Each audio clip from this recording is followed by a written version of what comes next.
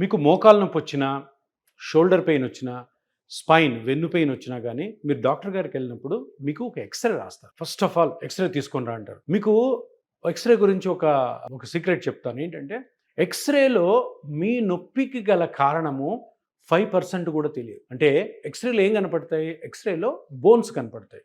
So, బోన్స్‌లో ఏదన్నా problem ఉండి, ఆ బోన్ వల్ల మీకు నొప్పి వస్తేనే మీకు ఎక్స్‌రేలో దానికి కరెక్ట్ డయాగ్నోసిస్ వస్తది. కానీ ఈ ఎక్స్‌రేలు తీసుకోవడము, పెయిన్ కిల్లర్స్ వాడడము. ఎక్స్‌రేలు తీసుకోవడము, పెయిన్ కిల్లర్స్ వాడడం.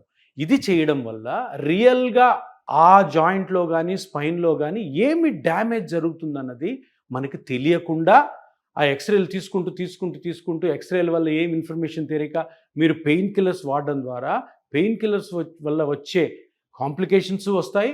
అది కాకుండా అసలు ప్రాబ్లమ్ ఏంటన్నది తెలియకుండా ఉంటుంది. అందుకని మీరు తప్పకుండా జాయింట్ పెయిన్స్ వచ్చినప్పుడు ఒక అల్ట్రాసౌండ్ మస్కులోస్కెలిటల్ డైనమిక్ స్కాన్ అని ఒకటి ఉంటుంది. అది తప్పకుండా అడిగి కనుక్కోండి. ఎందుకంటే ఈ స్కానింగ్‌లోనే మీ పార్ట్‌లు ఏవైతే డ్యామేజ్ అయ్యాయో ఇమ్మీడియేట్‌గా తెలుస్తుంది. ఇమ్మీడియేట్‌గా ఈ డ్యామేజ్‌ని ఎటువంటి ఆపరేషన్ లేకుండా చిన్న ఇంజెక్షన్‌తో ప్లాస్మా థెరపీ తోటి మీరు కంప్లీట్‌గా రికవరీ అవ్వచ్చు.